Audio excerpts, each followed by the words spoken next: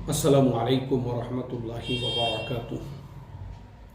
बिस्मिल्लाहिर्रहमानिर्रहीम। नहमदुहु व नुसल्ली अला रसूलिहिल करीम व अला आलिहि व अस्हाबिहि अजमाइन, अम्मा बाद। मोहतरम भाइयों, बुजुर्गों, दोस्तों, आज जुमा का बाबरकत दिन है और सुबह सुबह ये ख़बर सुनने के लिए मिली कि हमारे भारत देश के जो प्रधानमंत्री है नरेंद्र जी मोदी, उनकी वालिदा की वफ़ात हो चुकी है। मुझे बड़ा अफसोस हुआ, इसलिए कि हमारे मुल्क के प्राइम मिनिस्टर हैं। लेकिन उससे ज़्यादा जो अफसोस हुआ वो ये देखकर हुआ कि मुसलमान जब तुर्की में कोई वाक़या पेश आता है तो पूरे सोशल मीडिया पे एक हंगामा मचा देते हैं। जब किसी अरब मुल्क के अंदर कोई वाक़या पेश आता है, कतर के अंदर जो है कोई वाक़या पेश आता है, कोई फुटबॉलर जो है वो सजदा करता है या मोरक्को की टीम अगर जीत जाती है ना, तो भारत के मुसलमान जो है पूरे सोशल मीडिया पे एक तूफ़ान खड़ा कर देते हैं। अफसोस की बात यह है कि जिस मुल्क में आप रहते हो उस मुल्क के प्राइम मिनिस्टर के वालिदा की वफ़ात हुई है, यानी उनके माताजी का देहांत हुआ है, तो किसी एक मुसलमान को भी ये तौफीक नहीं है कि वो अपने सोशल मीडिया के ऊपर उसके दुख का इजहार करे। ये अफसोस की बात है दोस्तों। प्रॉब्लम यही है मुसलमानों के पिछड़ेपन का, और मुसलमान जो अलग थलग हो गए हैं और उसमें मीडिया ने जो जहर घोलने का काम किया है ना, यही हमारा प्रॉब्लम है कि हम मुसलमान जो है ना वो हमारे हिंदू भाइयों के साथ में, दलित भाइयों के साथ, हम उनके साथ में मिलने जुलने को तैयार ही नहीं है। हम जो है ना मुख्य धारा में आने को तैयार ही नहीं है। हमको इस चीज़ का एहसास भी नहीं है। मतलब कतर वर्ल्ड कप के अंदर अगर मराकश की टीम जीतती है मोरक्को की, तो हम उस पर खुशियां मना सकते हैं। और अगर कोई जो है मौलाना तारिक जमील को हार्ट अटैक आता है कनाडा के अंदर, तो उसका हमको दर्द है, उस पर हमको गम है, उसके ऊपर अफसोस है। लेकिन जो मुल्क में हम रहते हैं, जो मुल्क में, जिस मुल्क में रहते हैं, जिस मुल्क का आधार कार्ड हमारे पास है, जिस मुल्क का हम खाते हैं, जिस मुल्क के पासपोर्ट के ऊपर जो है हम पूरी दुनिया में सफ़र करते हैं, जिस मुल्क के पासपोर्ट पे हम हज को जाते हैं, उम्रे को जाते हैं, जिस मुल्क में हमको वोट डालने का हक दिया हुआ है, उस मुल्क का प्राइम मिनिस्टर, उसकी माताजी का देहांत हो जाता है। हमको इतनी भी तौफीक नहीं है कि हम जो है सोशल मीडिया पे इसका इजहार करें। आप अपने हिंदू दोस्तों को क्या मैसेज दे रहे हो मुझे बताओ। आप अपने जो दूसरे समाज के लोग हैं उनको क्या मैसेज दे रहे हो? तुमको क्या लगता है उनकी हमारे सोशल मीडिया पे नज़र नहीं है कि जब मराकश की टीम जीतती है या फिर जो है मौलाना तारिक जमील को हार्ट अटैक आता है तो हमारी क्या क्या पोस्ट होती है, हम कैसे स्टेटस रखते हैं, सबके ऊपर नज़र है। इसी वजह से मुल्क में जो नफ़रत का माहौल बना है ना, मुसलमानों की इसी सोच की वजह से, इसी थिंकिंग की वजह से, इसी अंडरस्टैंडिंग की वजह से।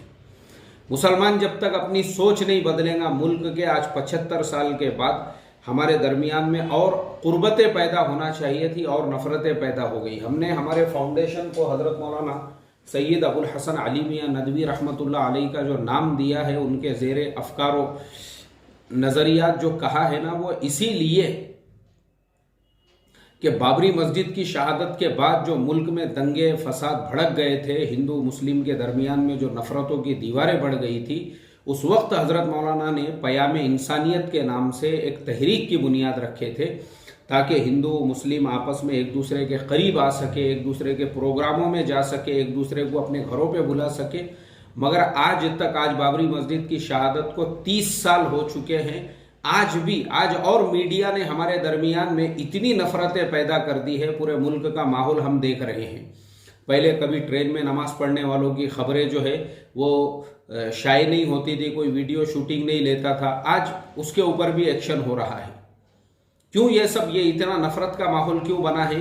क्योंकि मुसलमान जो है ना वो अपनी सोच बदलने को तैयार नहीं है, मुख्य धारा में आने को ही तैयार नहीं है। खुद मुसलमान ने अपने को अलग थलग कर दिया है। और मुझे सबसे ज़्यादा अफसोस इस बात का है, मेरे जैसा इंसान अगर मुसलमानों को मुख्य धारा में आने की दावत दे और बात करे ना, लोग हमारे ऊपर कुफ्र के फतवे। मैंने छत्रपति शिवाजी महाराज की शिव जयंती के मौके पे मुसलमानों को ये पैगाम दिया था, याद रखो, जो हमारे मराठा समाज के भाई है वो हमारे भाई है। हम लोग भी इस महाराष्ट्र में अगर रहते हैं ना, हमारे भी बाप दादा कन्वर्ट हुए हुए मुसलमान हैं, कोई ख़ानदानी अरब से आए हुए नहीं है हम लोग। तो हमारा भी काम है छत्रपति शिवाजी महाराज कौन थे? वो एक पॉलिटिकल लीडर थे। उन्होंने स्वराज कायम किया था। 33% उनके सिपाही जो थे वो मुसलमान थे। सिद्दी मुसलमानों की एक बहुत बड़ी तादाद थी उनके फौज के अंदर। मेरे पास वो किताब है छत्रपति शिवाजी महाराज के जो है ना ऊपर। मैं ऐसा खाली आपको बगैर जो है दलील के बात नहीं करता हूँ। ये मेरे पास किताब है छत्रपति शिवाजी महाराज के ऊपर। ये किताब जो है सईद हमीद साहब जो आर्टिकल लिखते हैं, उर्दू टाइम्स के अंदर पहले लिखते थे, उसके बाद जो है मुख्तलिफ अखबारात में उन्होंने लिखा है। ये उनकी किताब है। ये मैंने स्पेशल उनसे मैसेज करके उनसे मंगाई हुई किताब है।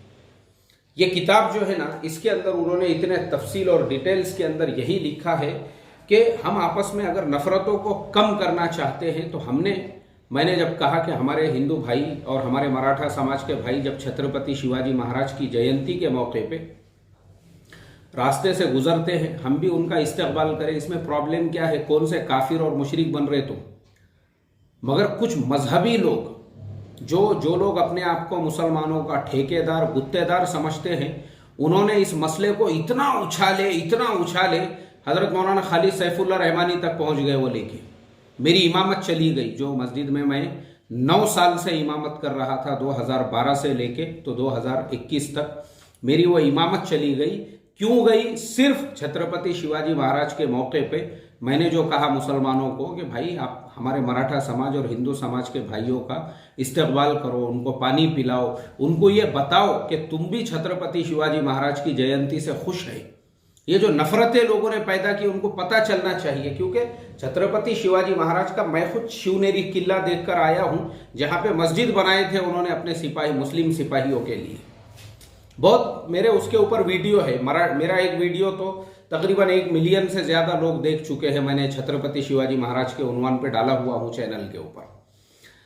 तो हमने कोशिशें की। तो प्रॉब्लम क्या होता है, भारत के अंदर जो है ना 2 टाइप के लोग बसते हैं। एक तो वो जो हिंदू समाज के साथ और हमारे बिरादरान वतन के साथ हुस्ने सुलूक, प्यार, मोहब्बत, उनसे मिलजुल कर और मुख्य धारा में जो है काम करने की बात करते हैं। तो ऐसे लोग जो है ना, ये वाकई में भी वो मुल्क के हालात को समझते हुए मुसलमानों की सही रहबरी करते हैं।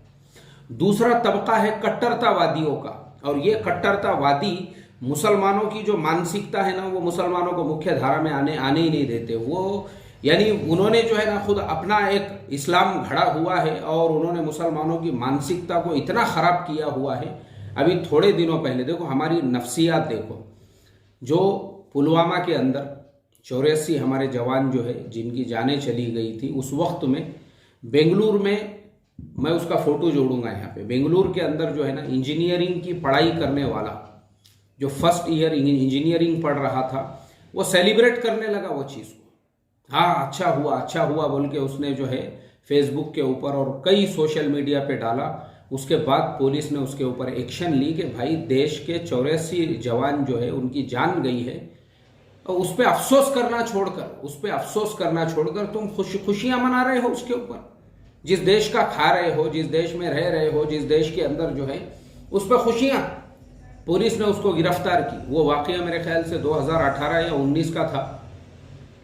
उसके बाद से उस पर केस चला और अब भी थोड़े दिन पहले की न्यूज़ है, मैंने उसी वक्त में ये न्यूज़ जो है इसको डाउनलोड करके लिया। उसके अंदर ये था कि कोर्ट ने कहा कि ये ऐसे जो लोग हैं, ऐसे लोग यानी जिनमें ये भी मानसिकता, ये भी मैच्योरिटी नहीं है कि जो तुम्हारे देश के जो है सरहदों की रक्षा कर रहे हैं, उनके मरने पे खुशियां मना रहे, बोले इसको 5 साल की सजा दो। मुझे आप बताओ, एक इंजीनियरिंग पढ़ने वाला बच्चा अच्छा इंजीनियर बन के अपने माँ बाप को जो है ना एक अच्छी लाइफ दे सकता था, लेकिन उसको जो है कोई समझाने वाला ही नहीं है। एक यतीम कौम, एक बेसहारा कौम, जिनको सही से कोई गाइड करने वाला नहीं है। और वो कौम जो है जब गाइड करने वाला कोई नहीं रहेगा तो फिर यही हाल होगा, तुम अलग थलग हो जाओगे। आज ऐसा ही हुआ है भारत के अंदर। मुसलमान एक अलग थलग कौम हो गई हुई है। इनके महल्ले अलग हो गए, इनके कॉलोनियाँ अलग हो गई, इनके एरिया अलग हो गए। क्यों? सब अलग थलग होने की वजह से एक अलग पहचान बन गई और फिर उसके बहुत सारे नुकसान जो आज हम देख रहे हैं। अफसोस की बात है भाई, अफसोस की बात है। क्योंकि भाई इसलिए बोल रहा हूँ कि अभी मैं सुबह से देख रहा हूँ, अरे देश के पीएम की जो माताजी है, अगर उनका देहांत हो रहा है, सोचने की बात है। हम अपने आप को ईमान वाला कहते हैं, अरे हमारे से अच्छे जो है ना वो राहुल गांधी, वो ईमान वाला नहीं है। वो राहुल गांधी, देखो उसको, वो राहुल गांधी ने जब पीएम की जो माताजी है, वालिदा है, उनके बीमार होने की खबर सुनी, उन्होंने इमोशनल पोस्ट डाल दी, कहा कि हर एक की माँ जो है वो माँ होती है। ये इतना भी सेंस नहीं है हमको। अफसोस की बात है मोहतरम दोस्तों, अगर मुसलमानों का यही हाल रहा ना, देश में सीए एनआरसी क्यों आया पता है आपको? हम मुख्य धारा में चलने कुछ तैयार नहीं है। बहुत सारे मसले मसाइल है, अभी मैं उस पर बात करना नहीं चाहता हूँ। बस जुमा का बाबरकत दिन है, अल्लाह से यही दुआ करता हूँ, अल्लाह हमारी कौम को समझ अता फरमाए। अस्सलामु अलैकुम व रहमतुल्लाहि व बरकातुहू।